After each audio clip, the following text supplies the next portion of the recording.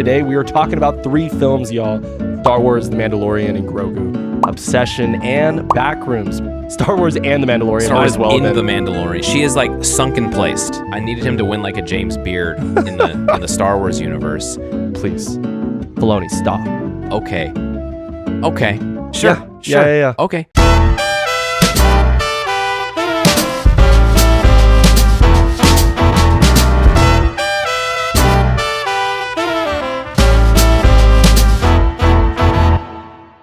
And welcome back to another episode of Pinoys versus the World. My name is Harald Hilseth. My name is Chris Ankiko. And Chris, we're back. It's been a little bit of a hiatus. I think, 3 to 4 weeks. That's what happens when you get a job. Has it been 3 or 4? I feel like it's even been like maybe 5. It might have been longer. 5 weeks. Yeah, maybe even 5. Yeah. 5 weeks. So we're happy to be back with you all. Obviously, May was very jam-packed with films and movies. And we kind of went a little silent after maybe the biggest moment of the channel yet. So I'm going to throw it over to resident Filipino and Filipino nurse expert, Chris and Kiko, Filipino everyone. Nurse expert? That's what they're calling you on the streets right now. That's great. But hey, I mean, what, with 200 plus subscribers out of that and like 400 odd?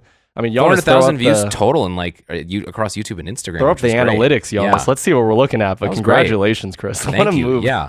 Well, I was telling you, I was like, we need to like try stuff like this. And we haven't since then, obviously, because I think we've both been pretty like busy with other stuff. But I was like, yeah, let's give it a go and see what happens. And then give it a go. And then kind of almost immediately, honestly, it started taking off. So if you're one of the viewers that has watched it and is joining us for the first time on a long form, thank you for being here. And welcome to the space. And welcome. But I've recorded it actually like right here, right in this spot.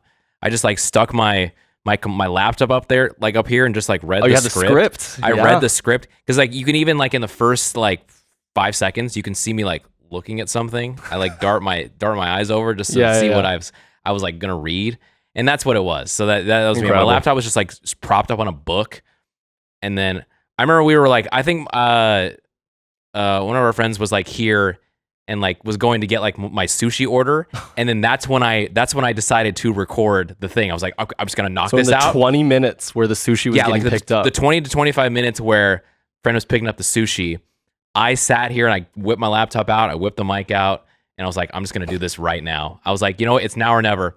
And then I sat on that footage for like probably 2 weeks, and then we posted it. And then it posted it the day after the finale, and ended up being like perfect timing. And it's still right now. I can't open Instagram without notifications and reposts and comments and stuff like that. Followers, reposts, comments, likes, views. I mean, what, 600,000 at the end of the day? Well, that has been a big boon. Well, around 400, like you said, 400. Don't try to 200. Don't try to 200% the number right there. We're not playing that game, but it did. It did pretty well. Yeah.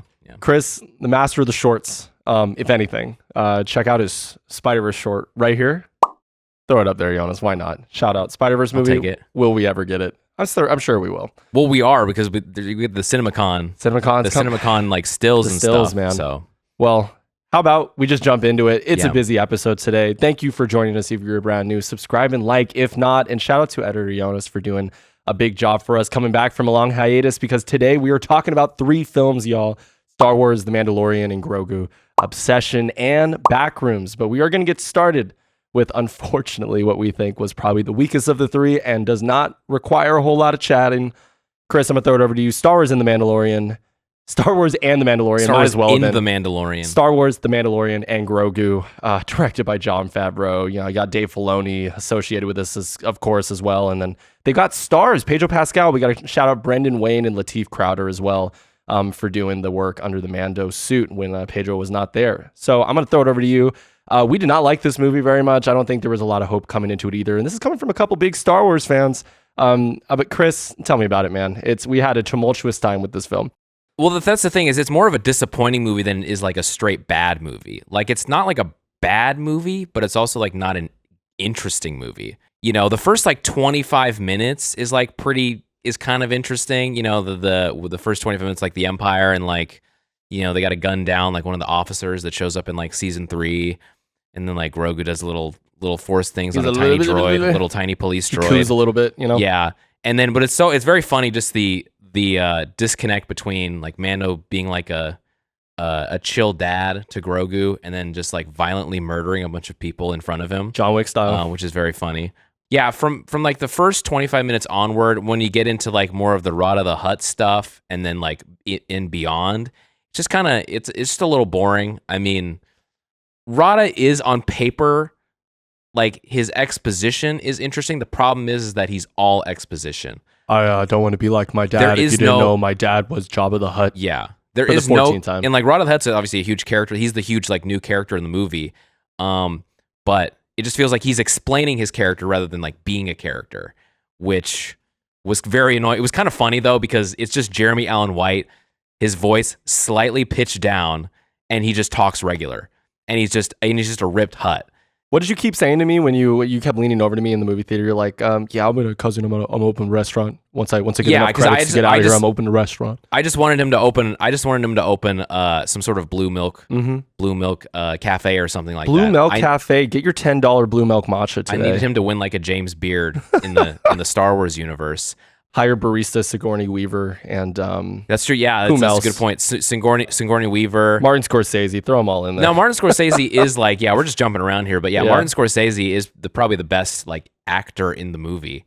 He's actually trying with his little fry cook guy. He's that's making, his glove shido for sure. Flat meat fry or whatever it's called. Oh man, what is it? His name is Hugo Durant. Shout out Kevin. Hugo Durant. Yeah. I mean, all that stuff. I mean, Martin is great, and like we're gonna get in a little bit of the rest of the movie, but I do want to say right away, the best part of the movie by far is the score.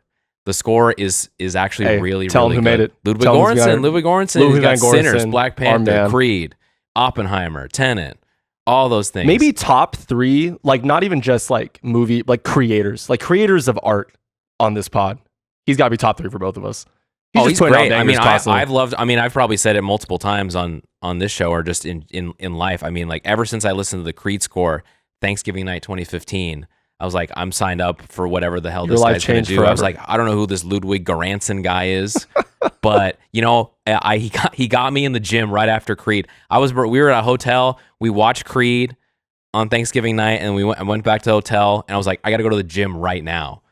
I gotta get big right now. I had just started using Spotify, and I was like, okay, I need to find this little Creed soundtrack. I was like, okay, I think it's this guy, this Ludwig, whatever his name is. And then, you know, I probably planked for like 4 minutes straight because I was like, I was just so hyped. My God. I mean, that's a world record plank right there. It's a world record. Honestly, I have not planked anywhere close to that. Yeah, I'm gonna need Guinness World Records to pull up on that one, honestly. But I was like, wow, I'm just pumping iron here, man. It was like, freshman year of college, I remember. I was just like, man, I had so much energy. But the score is great. Shikari is the one that's kind of going viral. You know, it's like a very like Blade Runner, Star Wars, cyberpunk mix. Little trap beat, little house, yeah. And it's like, it's the one piece of the score that like just immediately stands out when you watch it. Because I remember when it came up in the theater, I was like, what is this? What's happening right now? It was Star Wars goes electronic, Star Wars goes cyberpunk. I was like, this is sick. Shout out Dolby, because I mean, that's what really chalks up the sound at the end of it too. But like the other thing about it was that I heard it on some other like YouTube essay or review, but it's like the score goes like so hard when like the scenery is not that interesting, or like nothing interesting is happening on the screen, but like the music's like going super hard. Well, because Shikari is like kind of just like Chicago. Yeah, exactly. Yeah, it just like, looks like what? Yeah, it just looks like just a generic like night town, like Brooklyn or something. Just night town with an overhead like subway system, like at night. Yeah. You know? So it's not like the design of the place is not that cool. It's just that the score makes it makes it feel cooler than it actually is. And I think that's kind of what Ludwig is doing the whole movie. Definitely a 5 out of 5 star like score, and just that he like tried to take it different directions. He was trying to graft a better sounding movie on top of just a looking movie. And I think that's kind of my general take on the movie in general. I mean, this movie can only give you the feeling of in general, because I don't know, man. I'm not going to repeat any of what you just said. I come back on the fact that this would have killed 6 years ago. I mean, regardless of COVID or not, that would have been around the time, because that was peak Mandalorian this is big spoiler alert moving forward for all the movies, obviously, but even the Mandalorian series as a whole. At the very end of season 2, when Luke Skywalker pulls up with his little CGI face and Grogu decides to leave, given how maybe you and I both feel about the Disney Star Wars like face technology and where we're at now with AI, etc. Right? Like it's not really gotten back involved in Mandalorian, which is nice, unless Luke was involved. If it was in Ahsoka or season 2.5 in The Mandalorian through the Book of Boba Fett, right? This is how convoluted this all gets. The peak of this show was 2020, and we were all at home. If you were at home for COVID. And it's just kind of just hit a wall after that, it felt like. And now we've been dealing with the fallout of that through the Book of Boba Fett, which I can't even tell you if it came out before or after season. It come out after season 2. After season 2 because Ahsoka, because it resolves Luke trying to train Grogu and he doesn't do it. He doesn't do it because he turns back and he's like comes back. And those were the best episodes of that show. And then you got Ahsoka, and then you get season 3 of The Mandalorian, and the Filoni-verse, which started off as one of my favorite things about Star Wars, has just kind of felt like it's hit a wall. And it's like I don't need. As much as I love Jon Favreau and what he's given to me in my life through his characters he's played and the movies he's directed, shout out Elf, shout out my boy Happy. But for this movie, shout out Chef. This movie is not it. The direction is not it. The music is the only part of this that would get me to come back and watch it again. And even then, at that point you don't even need to. You don't just listen to it at home. You can just work. You can just listen to Shikari 30 times in a row on your computer, which is what I did. Well, there's even there's homages that are just impossible for me not to see between like The Last of Us, other shows that Pedro Pascal. That's how much I don't even really want to talk about this man right now. Pascal Siakam. Pascal Siakam shows up on the screen for 10 minutes with his helmet off. But no, when he plays Joel in The Last of Us, he has that scene. Big spoilers for Last of Us if you haven't gotten a chance for that even. But there's a very similar scene to when Grogu in this film takes care of Din Djarin when he gets hit by the fangs of the beast that was see, I've lost complete track. It's on was it on the Hutt world? Mal Hutta? The fangs of the beast. Which beast fangs? Man, how many CGI beasts are in this movie, Chris? There's a lot of them. Well, there's a gladiator match full of them. Let's do the mega beast. It's the mega snake beast. Oh, the mega snake guy. And the poison is seeping into Din Djarin. That's right. That's the point. It's kind of a cute moment. That's like the 20 minutes in the movie where it's kind of like Grogu's just kind of waddling around everywhere. And just cooing everywhere. And I was kind of like, a 50-year-old man. Kind of a weird, like it just kind of like, that's at one point where the movie just kind of grinds to a stop. Yeah. And you just kind of go like, what's happening here? What's going on? It's kind of like the break in an episode, but because it's just one long episode and it's just a movie, you just have to like keep going. I feel like this movie would have been even a better soul to folks, even us that are like fans of The Mandalorian up to a certain point, like as the title, The Adventures of The Mandalorian and Grogu, because it really felt like vignettes and little bits and pieces of episodes, but not even full episodes, because you still need to make it feel like a movie, which is when Rada gets involved that bogs it down. We got to deal with seeing how the slugs of the Hutts move around and like get all nasty with each other. Like it's a weird like cutaway when you see where they live. And obviously the twins, which I think only show up in the Clone Wars, which further cements that Dave Filoni was all over this. I mean, Dave Filoni is the new president of Lucasfilms anyways. Filoni stuff, just Filoni stuff. And then you see Zeb, and I'm just like, okay, could these characters have not either been brought into the universe in a better way if you had to do them live action, or just leave them in the shows, which just really feels like the creative partners of Star Wars right now cannot help themselves. And it's just, I don't know, first Star Wars movie in 7 years, Chris. Is there anything other than what we talked about with the score that you could say nice about this film? I mean, it is kind of fun to see Grogu and I'm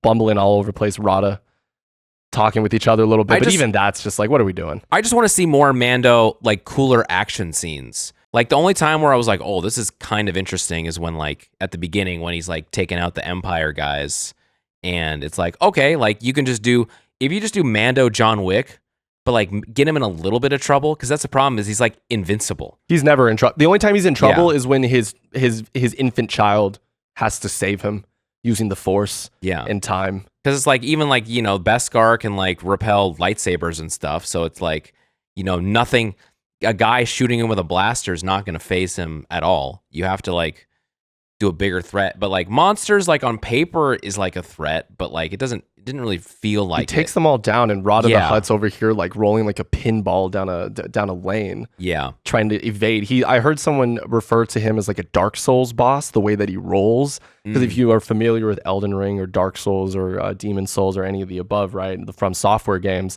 the heavier the beast, the slower the roll.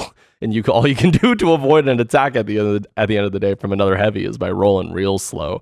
And it just kept coming back to the CG fights. So I mean, even like at the end of the day, how much can you contribute in the story when they were writing this, that the Force led Grogu to a random another Glupshido character, kind of a cool guy, but the dude who's sitting next to the swamp and then makes the medicine for Grogu to take back to Din Djarin. It's like without him, Din Djarin's dead. Grogu's got no dad anymore. The Babu Fricks are off universe for like half. I don't know how long Din Djarin was underneath that tree, but as you can tell, I'm flustered. I'm frustrated. This movie has left me with not a whole lot of fun things to talk about. And the more I talk about the things I don't like, the more flustered I get, Chris. So I'm gonna throw it over to you, I guess, for any final thoughts. I mean, we've got some phoned in performances we haven't talked about either just yet, but what do you got? I don't think we really need to. Honestly, I'm just gonna kind of take it to the final score. What is your final score? I mean, movie 2 out of 5, score 4.5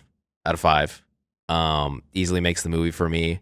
I can basically just kind of throw it on my computer and call it a day. I don't think I never need to watch this movie again, because again, the end of season 2, like you were talking about, that's kind of the end of the show. It's like that is the Mando like basically sends his kid out into the wild and like to become independent, but then they pull it right back, and now you're just kind of just like twirling in a circle basically. And so like this is kind of the continuation of the plot of The Mandalorian, just twirling in a circle. Yeah. Because nothing consequential happens to the universe. It's a pretty easy movie not to spoil because nothing actually happens in the movie when you really think about it. It's just kind of a long extended episode of The Mandalorian, but like not a good one.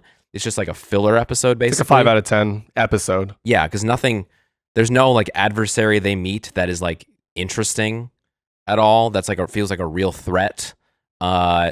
Yeah, like Mando and Grogu, like they basically end up in exactly the same place they were when they started, which is like, in terms of you're writing like a screenplay or something, that's kind of not what you want, but it's a type of thing where it's like just framed as an adventure that they can just do that doesn't like impact the show. But they can just say, oh, this was a nice time, wasn't it? And then they just get back in their ship and just like fly away, and then season 4 or whatever. So like that, which is kind of like season 4 or whatever. Like, I kind of didn't appreciate. I was like, nothing happened. No one got broken down. People didn't get separated. People didn't get, people don't have to die for something to be effective. But I mean, that is one way to do it. But yeah, just nothing of consequence happened. So I'm just going to go 2 out of 5, and that's what we're going to say. Throw it up again, 2 out of 5. I feel the exact same way. And it's really a disappointing 2 out of 5 where, again, we haven't received a film of note really for 9 years. And it's been 7 years since the disaster, which was episode 9. And it's just generally fed in more into this jargon that I did not want to fall into, where I'm like starting to finally come to a place, Chris, where I'm like, obviously the Disney era was never really throwing out as many bangers left and right as we were getting before. But even then, at the end of the day, Star Wars is really difficult for any fan of like specific type of like plot-based cinema to really get a part of. Like Star Wars is such a spectacle movie franchise. Star Wars is fed and really propped up a lot by not only the work of a Ludwig Göransson, as it probably will continue in the future if they make more of these, or an Ahsoka movie if we get an Admiral Thrawn movie, in the same way John Williams like held up the worst parts of the original Star Wars films. That at the end of the day, like you've said it, I've said it many times in music, and a score is all the reason we go to a movie at the end of the I've said the end of the day 14 times. This is how this has made me feel. I said in general like 6 times a little bit ago. And this is the effect this film is having on me. I'm just losing enough adjectives and ways to describe my experience coming out of the film. So that 2 out of 5 is just really coming out of frustration, and really no need to see this film ever again. And I honestly don't want a season 4. Like a Mandalorian and Grogu have to get involved in these new films that they're doing with Thrawn. Like I've heard, Thrawn trilogy, and we're going to do all this stuff with the live action Rebels characters. And I'm like, please, Filoni, stop, take a break. Well, we got Starfighter coming out next year. Is that going to be something? Is that what it's even called? The Ryan Gosling Star Wars film? Like, are we getting the Starfighter. Yeah. I mean, we'll talk about that when a trailer comes out, but I mean, who knows what that's going to be like. But you said stop and take a break. I mean, I'm just gonna try to shoehorn that segue right in there so we can talk about our next thing. I'm about to say 2 out of 5. I don't want to talk about this movie ever again, Chris. But luckily for you all, we had a couple movies we liked much more that we're going to talk with you all on the other end of this break.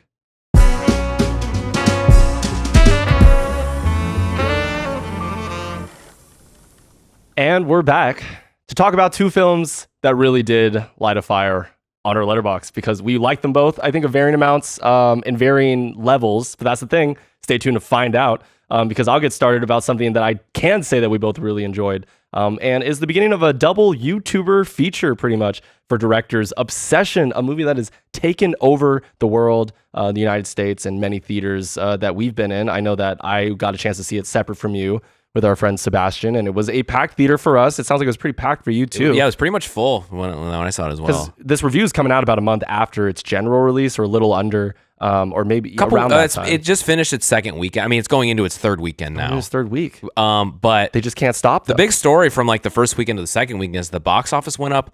I mean, I think it was around 35 to 45% from the first weekend to the second weekend, and like really no horror movie since like Get Out has had the kind of word of mouth that this one has. Because like one thing, it's like Sinners is kind of a horror movie, but it's more of a popcorn flick. It's got the promotion, it's got the Ryan Coogler, it has like the hype machine around it. People like want to see it from the start. But Obsession is really a movie that like on the festival circuit, like I think it premiered at TIFF, and then they had a premiere like Fantastic Fest or something, and then it had a small premiere at SIFF right before it went into general theaters. And I think basically everywhere it went, it was winning awards, and like it was generating a lot of hype. And so now it's out to the general public, and people are loving it.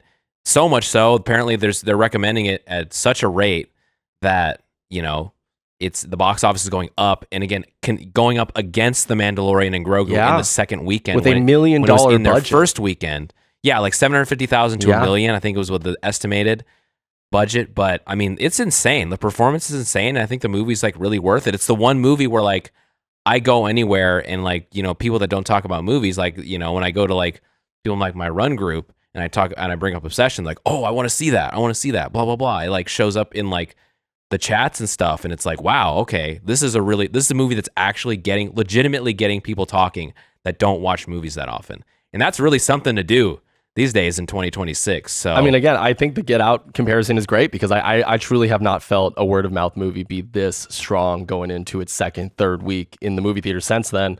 Because we got to give some love to the director and writer of this, YouTuber Curry Barker.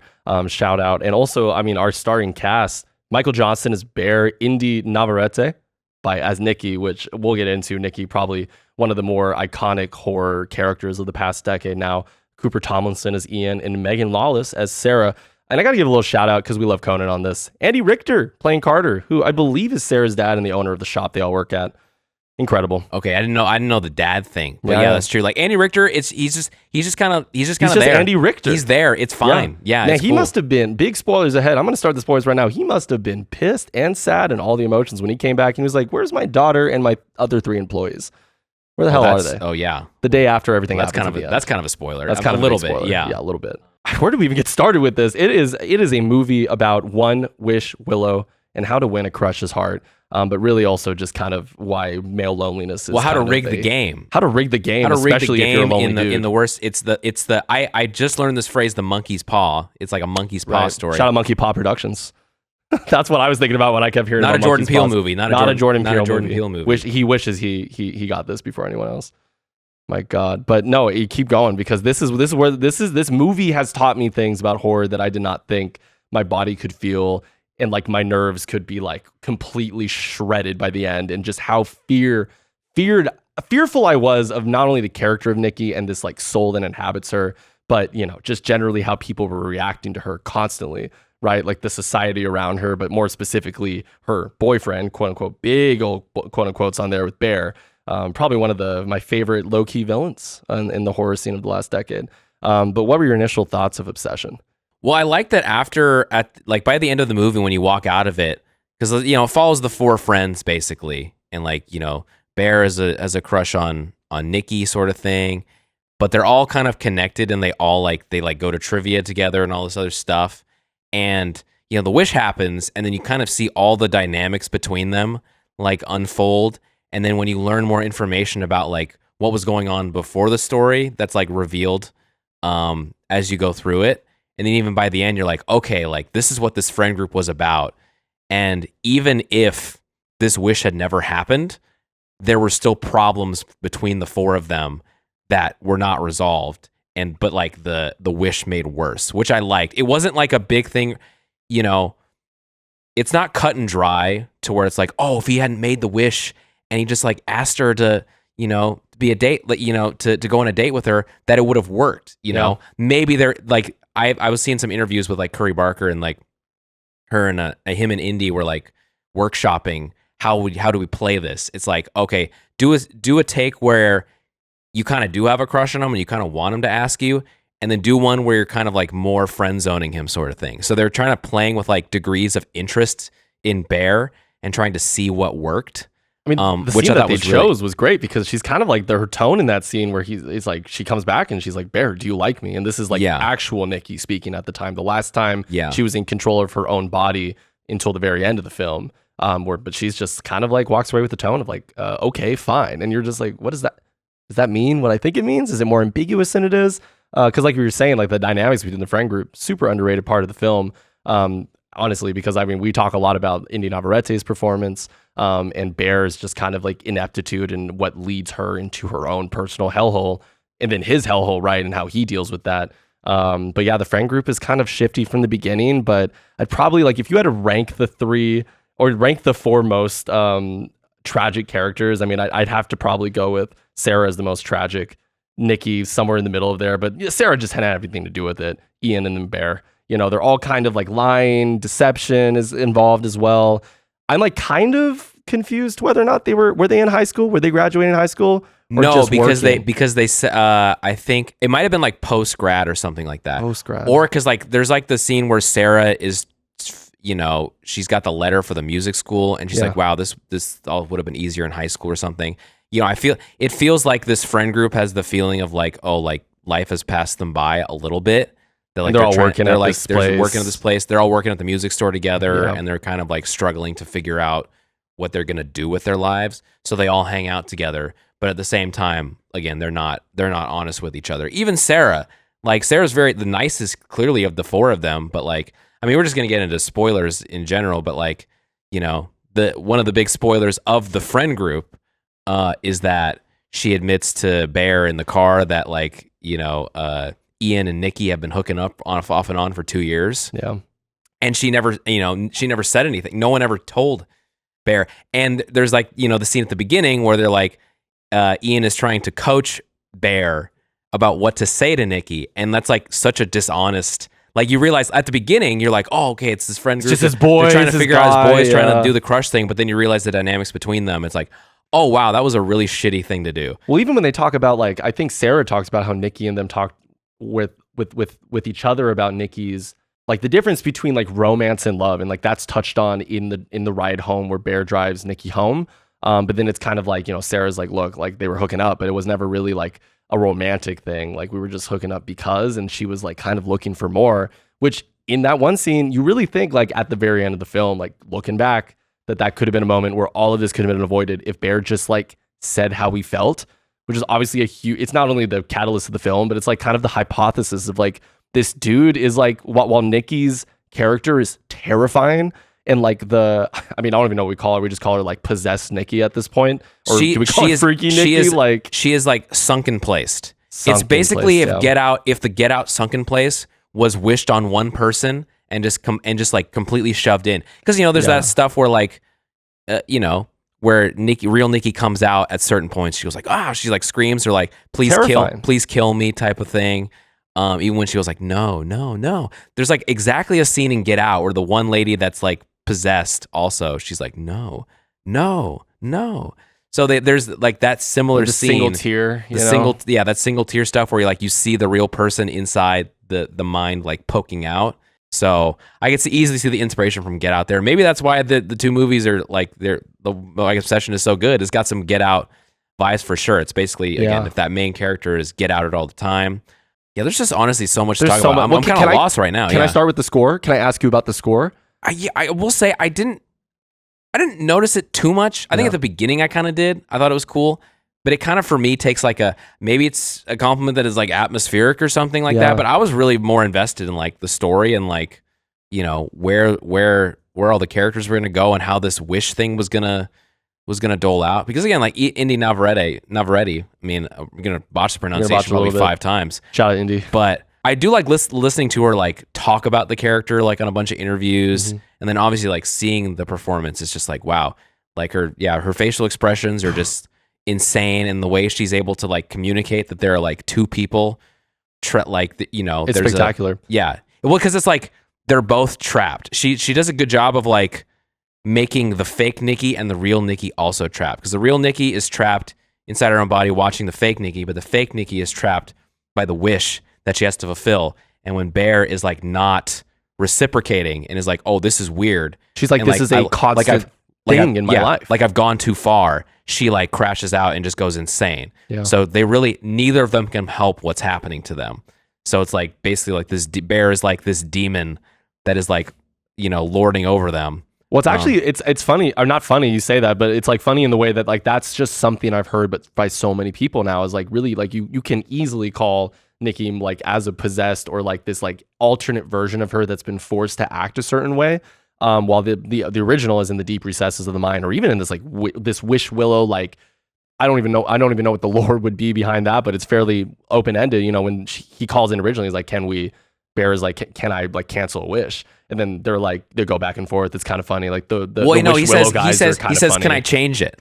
He's like, that's the thing. He didn't say get rid of it. He said change it. He wanted to alter it. So again, that makes him even the demon even shittier. He's a piece of shit. And that whole thing, I think the one like line that really like shifts people really to off of Bear is when like the real Nikki's like poking out and is like, please kill me. Like, just please kill me. And he's like, what's so bad about being with me? And everyone's like, oh, whoa. I don't know about you, but my theater was like, yes, everyone. That is the very grown. They set that up heavy. They set that up very well. Yeah. And it's just like, oh God, this guy's terrible. This guy's the worst. Yeah, he's the worst. Throw a little bit of love to probably my favorite horror-based scene in the entire film, where Nikki is moving in reverse and fast-forwarding all over the place. She does a great, and she has that makeup on her face that plays with the lighting, which like was one of the most spine-tingling moments I've experienced in a movie theater in years. I've been talking to you about this, but since I saw Hereditary for the first time in a movie theater, like this movie and that scene gave me the same exact feeling. Yeah, the one scene where when she's watching him sleep was kind of crazy, because it's a jump scare that's just like, hey, like, you know, like watching you what's sleep, up, man? You know, like, yeah, basically she's just like hiding in the frame, and then she just starts talking. You're like, oh God. And then it gets to wailing and screaming and crazy facial expressions in the dark. Yeah, that was a good one. There really aren't. I mean, I guess a lot of the jump scares are like audio jump scares. Yeah. They're like, you know, because the physical horror is done really well. Yeah, but then the one big jump scare is obviously when the Bear and Sarah are like, and you know, they hold that for so long, and they set it up really well. There's a bunch of car scenes where like nothing happens. Yeah, and so then they're having like this nice moment where like she gets into the school, and then. Or maybe they don't even open it at that point, and they just talk about like, oh, you know, maybe we should like, you know, go on a date or something like that. Yeah, or like some shit she was like, what it harkened back to the really weird moment where they all invited them over to what's his face, Colin's house. That's right. And then Sarah is just sitting to the left. Right, kiss the person on your left, and then that was a crazy. I can't even do it. Her performance. Can you see that? Yeah, Indy's performance in that scene is great. It's like she's like monologues like Hansel and Gretel or something like that. I don't even know what it is. No, but what's so crazy about that? Do you want to know what it is? It's theorized to be her fanfic, because they called her a writer at the beginning. That's where the freaking Nikki stuff comes from. Okay. So she's using things that Nikki actually knows, and possessed or altered Nikki is just using whatever she can to relate to this dude, because even later in the movie she says, call me freaking Nikki again, and that's when my guy Bear just like loses it. It's like, oh no, I know this is not what I want. I don't want this bullshit. Yeah, because it's like the love turns to like desperation, because very quickly the fake Nikki is like, oh, he doesn't love me back type of thing. But that whole scene where, again, going back to the Sarah thing, where like she walks over, like pushes Sarah out of the way, I thought that was down, be the end. and then does it. I was like, oh man, that's crazy. Camera just holds like right there. Like, dang. Gotta be one of the most uncomfortable party scenes ever put to screen. Like that's an all-timer right there. Like Gen Z, like young 20s, like type of vibe there. Yeah, like they're having a great time. Like she basically is like the ultimate vibe killer in the scene. I mean, she murders it. She completely murders it. She literally murders it. She like, literally it's so murders good. it. But yeah, when Bear and Sarah in the car and they're like trying to make up, and then boom, smashes her head with a brick. I was like, what? That's crazy. She's like, it's okay, honey. We're going to figure this out. We're going to be okay. It's going to be great. And then they cut to Sarah's mutilated face with like one eyeball hanging out. The horror and physical horror, it's like very much reminiscent. I don't know if you've ever tapped into the newer Evil Dead movies, but even the older ones, like obviously a very like, it relies a whole lot on like physical horror and like what really could scare you, like from like crawling out of the dark or through the windows and like zombies and stuff like that. But this movie not only balances like the fear that you get from seeing something scary, but it's that constant like fear of like what is possessed or Ultra Nicky going to do, and also the fear of like when is Bear gonna actually like pull the plug on this. I mean, even at one point he goes back, the One Wish Willow guy who's at the place, he's like kind of fucking with him, and he's like, oh, what do you mean One Wish Willow? And he's like, nah, man, like what'd you do? What'd you wish for? He's like, you could kill yourself, like you could end your life. As he's like freaking out, and you hear it like kind of like like in the background, like the audio is really good there. Like there's this kind of like YouTube dark comedy levity and like sketch comedy levity to some of the darkest moments in this film, which I think is just an absolute like accomplishment by Curry Barker. I didn't even know he wrote the film. I was just in mind that he might have just been the sole edited director as well. Oh man. Because he's a YouTuber. He's a YouTuber. He's you got to edit. You got to edit your own stuff. You got to do your own stuff. If you come up in content creation, you got to do all that shit yourself. Well, it saves money. You don't have to hire an editor. If you edit yourself, if you're writing, directing, and you're editing yourself, and like just again finding the cast, limiting the locations, like just shooting in houses or like public venues that are small that you can get access to, and then just kind of like do the basics right and like have the story be good.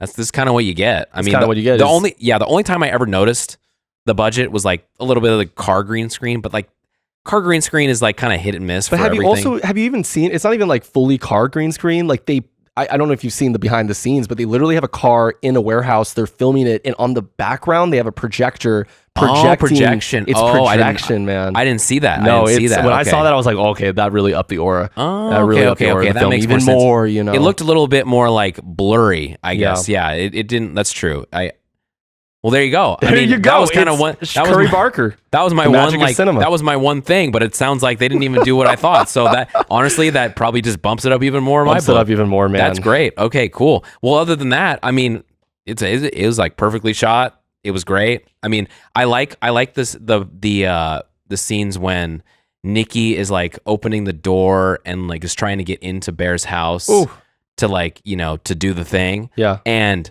there's like no light on her face and it's like complete darkness and you can kind of see the eyes poke out a little bit. I was like, I know what you're doing, but it works. It works so well. There's like two or three scenes where that happens and I'm like, oh, I know what you're doing, but I love it. I know I've already mentioned it once before, but I need a few minutes too to talk about it. If we're talking about effects now, like my favorite effect in the entire movie, the thing that actually made me feel like completely dead inside is when she's marionetting around in the background and she's moving like stop motion kind of. And however, like the memes are crazy right now. I don't know if I'll show any to Jonas to throw up, but it's just really at the end of the day, like reversing her body. And some people have said it's even like theorizing that Nicky herself, the one who's in the recesses of the mind, is literally trying to escape, but then like she takes back over, like main new Nicky takes over, and that's why it looks so fucking weird, man. Like there's lore here that could, I hope they don't make an obsession to. This should be a one-off film that stands in this moment in history. Yeah, I don't want to see another one. I don't want to see another one, but that's the beauty is what I'm saying is like sometimes you can go deeper into lore,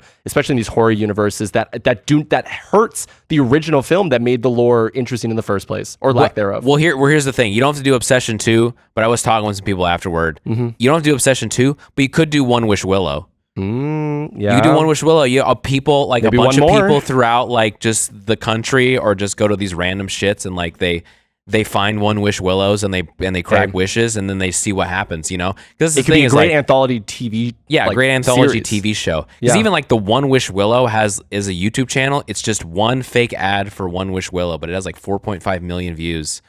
I wonder how many subs. Like a month. I don't think it was too many. Yeah, but the video's popping up. But if they do more One Wish Willow, that could be a YouTube series. That could be a TV series. Like A24 could fund, or was it Neon?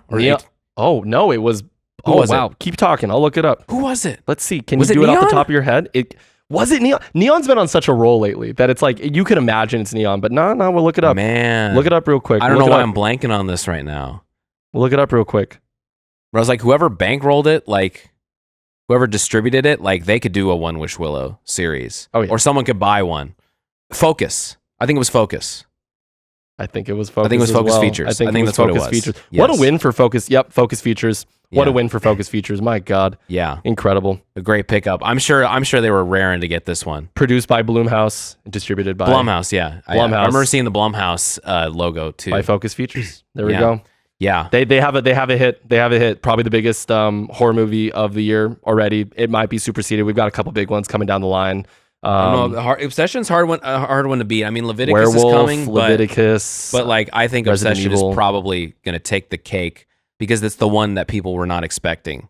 I mean, Like, this is not a movie that people, at least the general public, was on the radar until it came out, and then people started watching it. It's probably like movie of the year thus far for me, at least. And I think we'll get into ratings here in a second. But I do want to leave the last couple minutes of talking about Obsession with kind of where the movie leaves you. It's devastating. If you sat through the credits like I did, and I thought they were going to cut away from Nikki, like OG Nikki, coming back to life and seeing all of her friends and her loved ones in this scenario dead. And like, she probably never thought she was going to come back out, but it is just, I've never sat through credits that made me feel so uncomfortable, but I felt like the need to sit through them to really see the vision of what Curry Barker was trying to put on screen to the very end. The ending is perfect. It's also just one of the most devastating things I've ever seen, like on a movie screen. The crying at the end is just terrible. And it really cements like the horror aspects of this film. And at the end of the day, we are seeing one of the biggest movies in America is a horror film. And that is amazing. Yeah, made for under $1 million. Come on, and man. It's like 100x its budget, maybe 130x, maybe 150x its budget. And it's just gonna keep going up. It's just gonna keep going up. Yeah, something crazy like that. It'll people on streaming will watch it too, because like if people that don't want to go to the theater, they'll watch it because friends will probably recommend it. At that point, you'll watch it and be like, "Wow, that was good. Maybe I should have seen it." So I think it's a type of thing that's just a phenomenon this year. It's the one like phenomenon this year where it's like, oh, this caught everyone by surprise. Like Project Hail Mary, people had read the book. It's got Ryan Gosling. It has stars in it. It's had got a mass IMAX release. It's got budget. Amazon bankrolled the whole thing. So it's like, but this one is like super DIY, like indie type thing where you can see like stars in the make. Like Indy Navarrete can have as long of a career in horror as she wants. We just have the next I want to say the next like evolution of like a Mia Goth character, but like hopefully she gets opportunities like Mia Goth got through her like horror like scream queen moment, and it's just gonna keep coming. Well, even the Michael Johnston guy, he voices Cable, young Nathan Summers in the X-Men 97, the X-Men 97 show. Hold up now. I mean, that could be a fake thing, but I think I saw something about that. Oh my God, you're right. Nice. Good call. Nice. Oh my God. Yeah. Also, I've got Michael Johnston Teen Wolf popping up in my Google suggestions. Anyways. But yeah, so he's already got some work. Maybe already had it before, but like, hey, probably. That's cool. And yeah, so I think the future's looking up for everyone in that movie. Everyone that worked on it. I'm sure it was like, obviously the crew was not like super well compensated, I'm sure, because again, it was a little amount of money. I mean, for the love of the game, really. Definitely for the love of the game, for resume building. Yeah. Let me tell you, that's a resume building project right there. If you worked on that, you're going places. That's what I'll say. And on that note, can I just get us started with a big announcement with my rating? Okay. Second 5 out of 5 of the year for your boy. It's my favorite movie of the year so far. Obsession just left me in a space where I felt like I'd seen something so fresh, so new, a horror film that made me feel the spine tingles and the fear. And I read it on Letterboxd review from someone, but like literally the burnt ends of your nerves. I felt like I could not, like Sebastian and I were like shaking, moving out of the theater. And like I was low key, like just taking deep, heavy, like hyperventilative breaths because of how I was leaving that place. And it was also the tension you could feel from the crowd around you. Again, like I am a big fan of the sound design and how they mixed in different elements of what could really make you feel scared with the lighting and the physical horror. And obviously like you get head bashing scenes, you get blood, you get this like your mind playing tricks on you. It's like every single little bit of horror that like I have seen through like YouTube videos or my favorite horror films overall just leaves me in a place where I'm like, Curry Barker and this entire squad, his entire cast just gave us the best movie of 2025, at least of the normal releases. But even I don't even know if you can call this normal. This is a phenomenon. I love the way that you present it as that, because it is just that. And that's why I'm giving it a 5 out of 5. Shout out this man. Yeah, I'm on the 4.5. I could be convinced to go to a 5, especially if I saw it again. Yeah. But I will say, like, yeah, beyond like just the technical achievement and like the acting and all this other stuff and like how they maximized their budget and stuff, I think it resonates with so many people because it is like playing on experiences that like people in some way, shape, or form have all had. It's like, oh, like you hesitate to tell someone how you feel, you know, you're dealing with like, you know, inadequacies, like, yeah, like male loneliness type of stuff, you know, mistrust in like friend groups and things like that, and just trying to like kind of piece it all together. But it's horror because the characters are dealing with it in like the worst ways possible. Yeah. So it's recognizable. It's like a cautionary. It's like the characters, you can learn something from the characters, but like it's called like don't do what they're doing type of thing. Like you can be inspired by it because they're so shitty. Because like you can, you know, if you point out and like you point out, you can see like maybe, you know, mistakes that like you've made in your life, or like just more extreme versions of things that may have happened in your life, and where it's like, oh, if you took this to its logical, horrifying conclusion, this is what, you know, this is what would happen. Yeah. I mean, because at the end of the day, too, regardless of if you withheld feelings for someone based on like wanting a relationship with them, I think it's a very human emotion to like feel like you've withheld feelings towards someone. Yeah, towards people in general. People in general, or people you just like pass by on the street. Yeah. And like holding that back only for it to like basically backfire once you try to use supernatural causes because your anxiety was too high, and that is the real fear of this film. You know? Yeah, I think the real like beyond like trying to get a girl or whatever, it's, you know, it is about like honesty. You know, it's a movie about like just being honest with people, you know, about what you're feeling and what's happening, because obviously none of them were honest with each other at all, and three of them end up dead, and one three of them ended up for the rest of life, and scarred for life, basically dead inside, basically. So nothing's the same. Old Nicky's dead. So just be honest with people. Just tell people how you feel. Tell people how you feel. Internalizing is not healthy. The body will tell you when you need to talk about some shit. Exactly. And Bear here chose not the right path, so I'm going to give him a 5 out of 5. Don't do that. Yeah, 5 out of 5. Don't do that. But again, so I think that's why it probably resonates with me and a lot of people. It's just because like it's like a relatable thing. That's what makes it a 5 out of 5 for me, man. It's not even just the horror elements. It is just such a damn good movie. I think it's probably my favorite movie of 2025 as well. I would say so. Yeah. Let's go. I love that. Man, I never thought it would be a horror movie. No, I never thought, seriously. And I think Leviticus, and again, I don't think that... We'll see that. You've already seen it, obviously. Yeah, the response... Yeah, because that was one of the Sundance movies. Watch that episode. You know, maybe Leviticus will not get as strong of a response as Obsession because it's hard to do. Yeah. But I think that movie, that's probably my second favorite movie of the year. Oh, yeah. Right. I think I never thought that going like Chris, the horror man. Halfway through 2026, my two favorite movies, new releases of the year, would be horror movies. I never would have thought that, but here we are. We are. Yeah. 2026 is giving us something new for everyone. Yeah. I love it, man. Well, shout out Curry Barker, that whole crew. What you did was amazing. I mean, you're going to get enough glaze from everyone around the world, but let's give our piece of glaze for this, because what a movie, man. Oh, yeah. But I mean, we're at the end of the episode. I think there is... You don't want to talk about Backrooms? No, we are talking about Backrooms because we got one more movie to talk about, baby.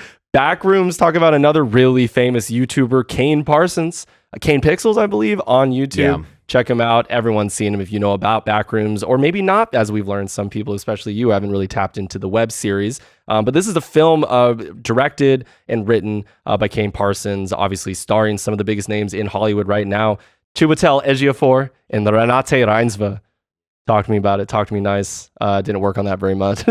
didn't work on those pronunciations for a long time. But was struggling yesterday. But we are at a point now where we're talking about the other...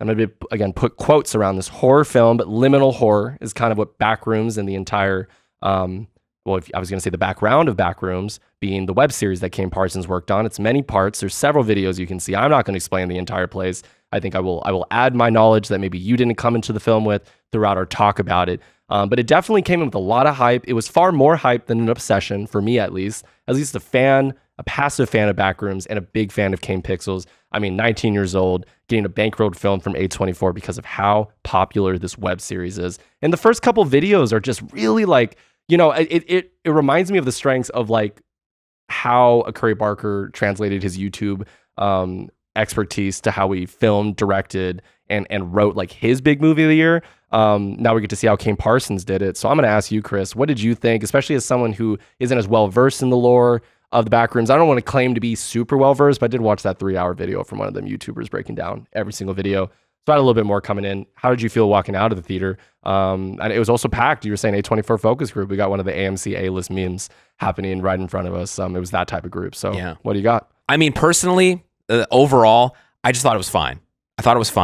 I will say, as someone who was like, has no knowledge of the lore like you do, I thought the Backrooms as a concept was interesting, and I kind of understood where it was going, but I don't think they literally or figuratively delved deep enough into it. There are sequences where it's like a video camera, like found footage stuff, because it's set in 1990. Yeah. So they have like a camcorder or whatever, and when they take that into the back rooms, and like you see, they're pointing and like frantically pointing it at things, and you just delve deeper into like, and you don't know where you are and like why the rooms are changing and like the weird anomalies you're seeing. There's no rhyme or reason to it. I thought that was really interesting. And then when they get pulled in by like a monster you can't see, and it's like, your fears are claiming you or whatever, I thought that was really cool. The stuff in the back rooms is cool. The movie they try to graft on top of that is not interesting to me much at all. Like, again, I can see where it's like, okay, the Backrooms is preys on trauma, and it can be like endless, and it can take like many forms. I understood what they were going for. I think just in execution, it just wasn't the greatest thing. But I will say, Chiwetel Ejiofor, he puts star in this movie. He puts on a show. He puts on a show for sure. He kind of like, he starts as like this guy who's like, his wife left him, and he's like traumatized. Straight into therapy. Straight to therapy. Yeah. And he kind of forms his own relationship with the Backrooms for sure. And then Renate Reinsve, who plays the therapist that attempts to help him, and then kind of goes down there herself eventually. I thought Renate Reinsve, I mean, again, she's in a couple great movies like Worst Person in the World and Sentimental Valor. Obviously, Sentimental Valor, you'll sing the praises of this one forever, all day, until death. Come on. And I thought it was good too, but she just feels very like both miscast and not well written. So it's kind of like there's this double whammy kind of like working against her, because it never felt like she was really like she felt like very out of place in the movie. Like, it didn't feel like she was like maybe the right person, or just, again, the character is just not well written enough to be like, I kind of didn't empathize with, because they showed like the mom and going to mental institution, like how she grew up like very like sheltered and stuff, and like the house is messy and whatever, but I'd never really like all like lined up for me. And again, I'm sure there's probably Backrooms lore from like the YouTube show and all this other stuff that I'm totally completely missing from things, and you might have to fill me in on some of that. But just as a movie going in blind, I see the appeal. It just didn't quite make it to like this is like a great like movie in its own right to me. Yeah. Well, I mean, I was hyping it up a lot to you and many people around my life, like coming up, especially those that hadn't tapped into the Backrooms videos. I think watching the first few episodes that Kane's put out about the Backrooms, and I mean, even more lore about what the Backrooms are, right? The Backrooms aren't even a creation of Kane himself. It's like Kane took this like old 4chan, only time you're going to hear me mention 4chan on this pod, but like a 4chan post years ago about this like liminal space, and it's a picture of these disgusting yellow but like really eepy walls and like fluorescent lights, like the type of stuff that makes you feel depressed, because it's like that's kind of the vibe of these office spaces, is like you get hammered down with a life you don't like, and you're stuck in these endless rooms of nothingness, something that like you have to wonder what's around the corner every time you spin.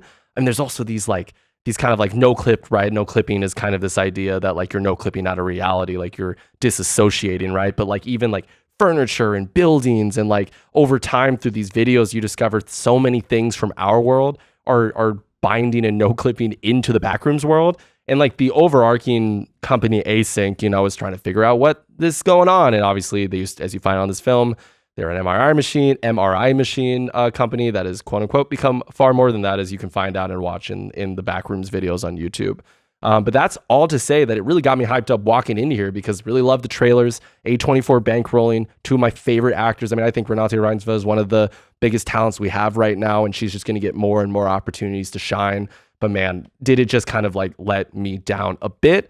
But I do have to say that it's really only the back third that really let me down. I thought about it a lot. I'm going to see this film maybe once, maybe twice, but probably one more time.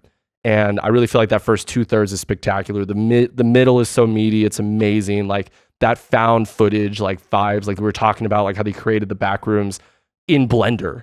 Like, and that's how you can create all of these like crazy vibed out, like granite top areas with water. And you can get into like a neighborhood with a bunch of houses and you have to build physical sets. And it's just an endless stream while you're being chased by this monster that up until this point, like in the actual series, like you see little bits and pieces about it. And that's like some of the most effective horror in this. But when you reach the end of our boy Clark's journey, really before he becomes a more deranged Clark that has spent who knows how long in the back rooms after they're all caught, you know, like you go ahead. Yeah, there's a nondescript amount of time. You don't know how long it's gone. To where he's been like, he either has like gone back and forth and has just accepted that he's going to live there, or he just gets claimed down there and he just goes down there like one more time and is like, I'm just going to stay here. Yeah, that was once you see the monster, it's like, once the monster's revealed to be just a giant Captain guy, Captain Crunch or whatever, Captain Crunch, from the furniture store, the Ottoman Empire, Captain Crunch. Yeah. I was like, okay, like that's it. Like that's kind of what was chasing people. Yeah, was that. Well, and that is an evolution of the original like monster that chases the first person to be in any of these Backrooms episodes, right? And it's like this kind of stringy black roped out creature that's really nondescript, and you see 1 second of it here and 2 seconds of it here, and it has a terrifying screech and a scream. And that's what makes that first episode of the Backrooms on YouTube so enthralling, and one of the best examples of some of the best liminal horror, or I mean, it created its own like subgenre of horror called liminal horror, really. But like this horror video on YouTube, it's one of the best. It's one of the most popular for that reason. And you can watch that in a 10-minute segment, 15-minute segment, and be like, whoa, that was spooky. I like that. But you stretch it out to a nearly 2-hour film with actors that need certain amount of lines to make it worth having them in there, and then and really like an uninspired and unfortunate use of Renate Reinsva in the final third as the therapist, and with this weird backstory that's kind of like, oh, she kind of gets what you're going through because her mom was acting like the Backrooms monsters were real, but she probably had a mental health crisis of her own that it had nothing to do with the Backrooms, right?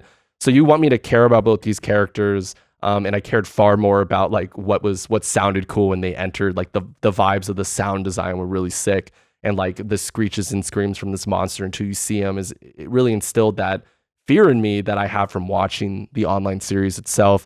And unfortunately, like I just don't think Kane and the team made it come to the big screen in the best way possible. Or maybe that's just an indictment of like Backrooms could only go so far. Like maybe its strength is remaining a web series, and I'm just sitting here like 2/3 into the movie. If you could have just given us another 20 minutes at the end, if you really had to get Mary's character involved, just continue to give me first person footage on that janky 90s camera. Yeah, the janky 90s camera stuff was the best. That's like a 4.5 out of 5 moment. And it was definitely where it felt like everyone was like in like their comfort zone.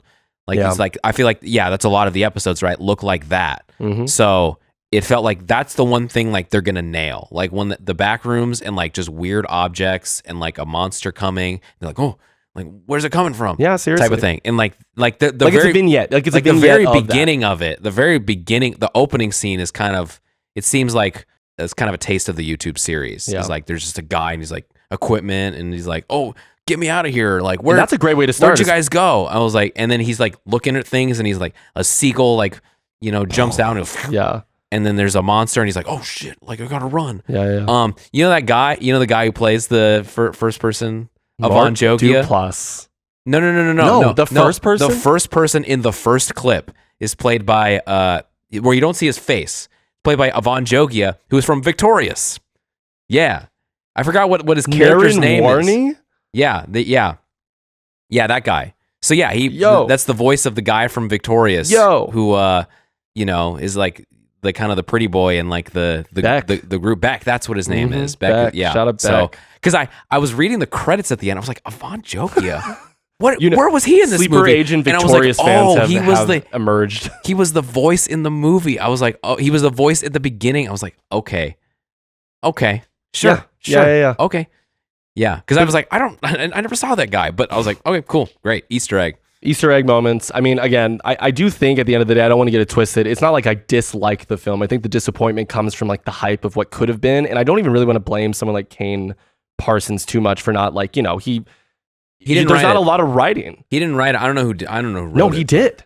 No, it was a different guy. Kane Parsons and Will Sodick. Yeah, so I don't know who that is. But it's a little bit of him. I didn't know they co-wrote. They co-wrote it. Co-wrote this is that what movie. it says on the? Yeah, okay. And like, there's not a whole lot of like writing-based plot. There's more like building out the lore when you make these web series. So what I will have to say is that I got to compliment Sandwich this because there are a lot of specifics I enjoy about the film, like the ambiance, the vibe, like the way they filmed it, it's shot, all that work in Blender. Like the cinematography is really inspired and really awesome because they actually built the physical sets when it's not in the first person angle with the video like it is in the YouTube series. So there are a lot of strengths for this film. Like I don't want to get it twisted. I think that there are things that you and I liked about it. Maybe myself a bit more because I had that knowledge coming in, but everything's good in the Backrooms. Once you leave the Backrooms, it's just like why are we here? I was not interested. What nondescript California city are we in, and why do I have to care about this dude's failed architectural career? Like I did enjoy again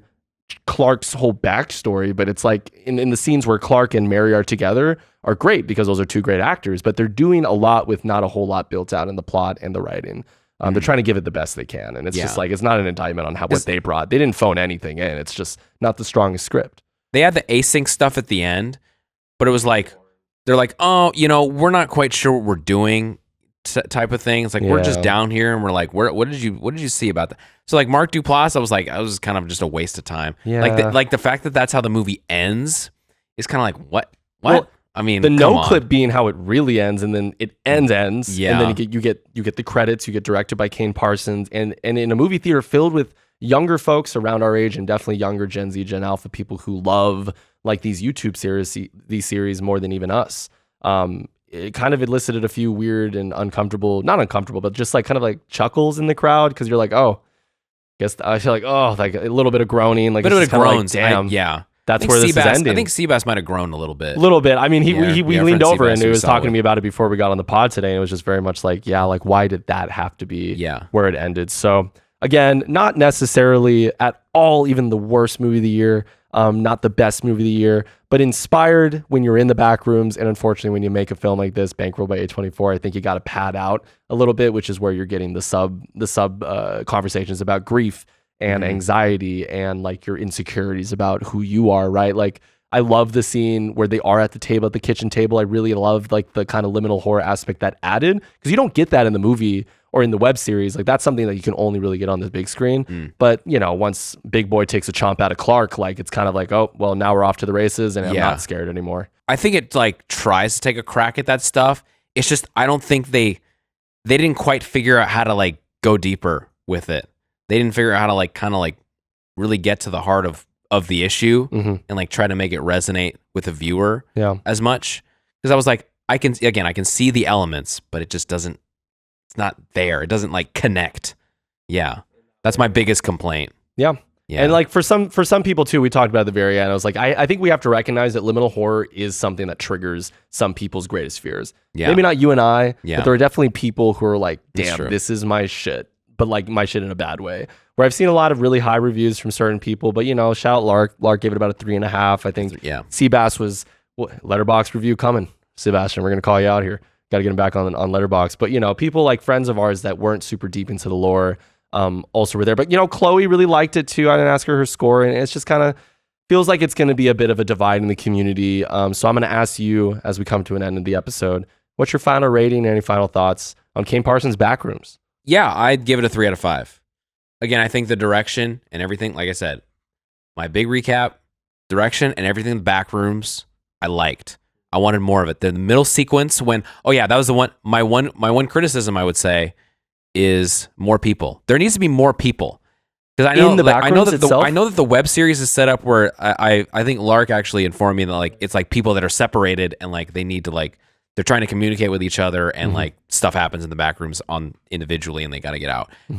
My favorite scene was in the middle when it was Chiwetel Ejiofor and his 2 employees at the furniture store, and he forces them to go into the back rooms with the camera, and they all get like just fucked up. R.I.P. Bobby. Yeah, R.I.P. The Bobby. guy they both get killed, Yeah. They both get killed. Well, Bobby gets killed in like the worst way. That was the creepiest part of the film, is where he gets dragged through that sideways door. And so that's the thing. I like that, because it's like the intrigue of like you know something's pulling him in, but you don't know what it is and also where he's going, because the Backrooms again is just like so unpredictable. I thought that played on the best elements of the movie all at once. Yeah. And then like when the girl gets trapped on the other side of the wall, but she sees like a door, she sees like transparency. She can see him, but he can't see her because it looks just like a bathhouse or a sauna or something like that. I thought that was a really cool way to like play with the location. And then it, like when the camera is sitting on the table, and then the monster that we don't see yet picks it up and it goes up and it's taller. Yeah. I was like, oh, that's really cool. So sick. So that that part I was like, okay, like I'm in. And then it never like really pays it off. Like again, once you give away the game, it's like once you see the monster and he's like really not that scary, he's just kind of weird looking, and then like he's not jumping out at you or anything. You know, you kind of just lose interest in what's happening. But they needed more, like, I think they just needed more people and like more exploration of like the space. I think that's from like just a moviegoer, like completely blind. I was like, I think they needed more characters, and they needed more room for those characters to like explore the Backrooms and like what they're all contributing into it. Because if it's about like trauma and like living with it and seeing the weird ways you that could weave that narrative if you really wanted to, then it'd be interesting to see elements of like multiple people, or like all three of them, if they were just able to continue. Yeah. Because it was cool when like the guy would what was the white dude's name again? Bobby. Yeah. When he gets wheeled in and he gets trapped down there in the laundry, and he sees his shirt that he was wearing earlier. The end apartheid shirt is down there in the room with all the dirty laundry. Yeah. I was like, oh, that's interesting. I was what like, does that mean? So it's like it's duplicating things that you've seen before, and you're like, but why? So I liked like the randomness and like the intrigue of it, and I think they needed more moments like that where it's like characters do things or possess things or wear things, and you see them in the back rooms, and you're like, what does that even mean? I think I needed more. And this monster collects I just needed more characters. Like, I just needed more people. I think that was the big thing, because it got a little old when it was like, okay, Chiwetel Ejiofor by himself. Yeah, he goes to a few rooms. Ronnie Rhineswift goes to the same entrance by herself. But the peak is when you got three people moving, or even them. Yeah, sees the same things. But then like when three people go in, he basically speed runs through the rooms because he's already seen them, and the other two are like, well, what's going on? And then they get to more rooms, and then more things happen. So that's my big ramble. It's a good ramble. Anyways, 3 out of 5. 3 out of 5. That's my thing. That's my thing. I'm going to preface even my score with being like, look, like I think this is a good film. I think it's a good, maybe even like really impressive directorial debut from a young director that we're probably going to hope. I would love to see a Kane Parsons non-backroom IP related film. Because I feel like there were some moments of this film that were like kind of sneaky, dark humor, funny. Some intentional, some I don't think it's totally intentional. Like when he's like, you can eat them. I think that was one of the more intentional like moments of comedy, like dark horror comedy that could be done in this like liminal space that he's created and they've all worked on for many, many years now. But I think I'm going with a 3.5 out of 5. It feels like a 7 out of 10 film. There's a lot to chew on. I think like if you like certain aspects of the backroom, this is going to be an absolute sell for you. But like similarly to Chris, again, the back end just feels like a little weak, or maybe even very weak, to the point where you're like, again, you see the film, you see the monster. Now I'm kind of pulled out of it because I feel like for years people have been kind of seeing the buildup of what these creatures are. And that's even like, that's just like lore based. Like if you're just looking at it as like a film, like I just think the last third is really messy and weak and like in a poor use of one of my favorite actors in Hollywood right now, but one of the more talented ones working. And it's just like, dang, what could have been if you just stayed in the back rooms for another 20, 30 minutes instead of spending time in Renate's or Mary's youth home and what that meant. And like, what was this party she was at one point? Like narratively, that wasn't coming together really strong. But you know, when Captain Clark says he's gonna take a bite out of you, and he does it, and that was kind of scary. But then that's the moment of the film for me where things start to like really hit the end of the roller coaster a little bit. So I'm looking forward to seeing where Backrooms goes from here. I think maybe in an interview I saw that Kane was like, you know, this is going to continue. I think it's going to continue on YouTube. I'd love to see where it's at, but it's even like, damn, Async still doesn't know what's happening.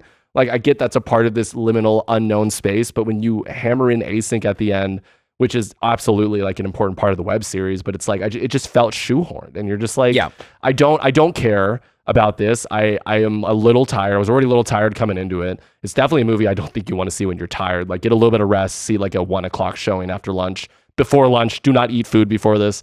I was feeling a little eepy.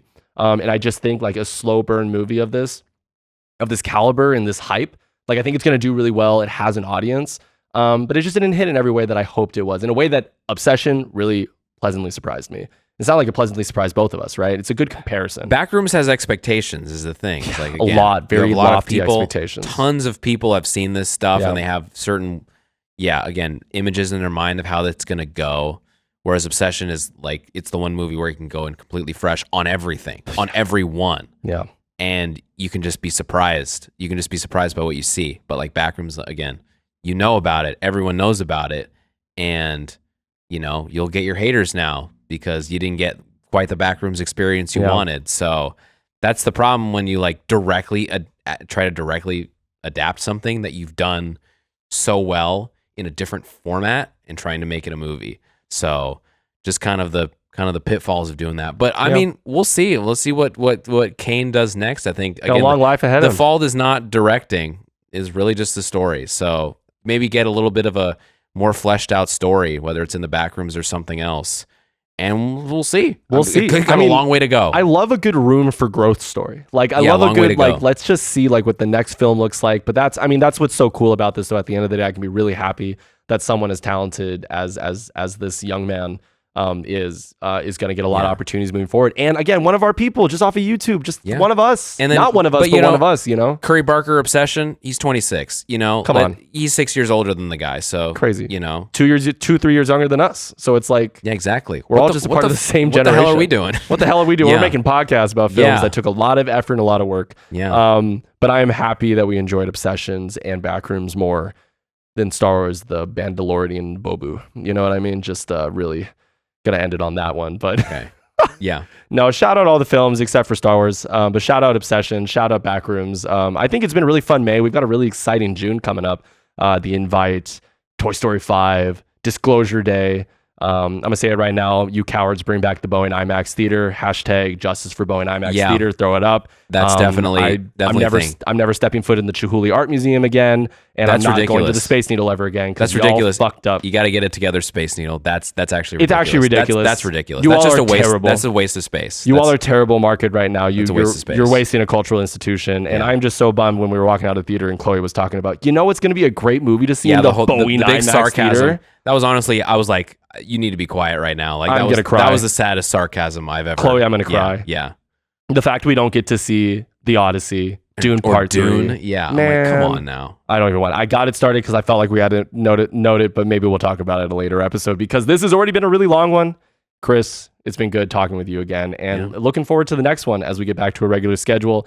Thank you again if you have recently joined us. As always, this episode of Pinoys versus the World, executively produced, and I was going to say written, might as well be, by Jonas Hilseth. He didn't write our dialogue. This goes, look, you want to see this? 11:50. We're doing it for the love of the game. Yeah.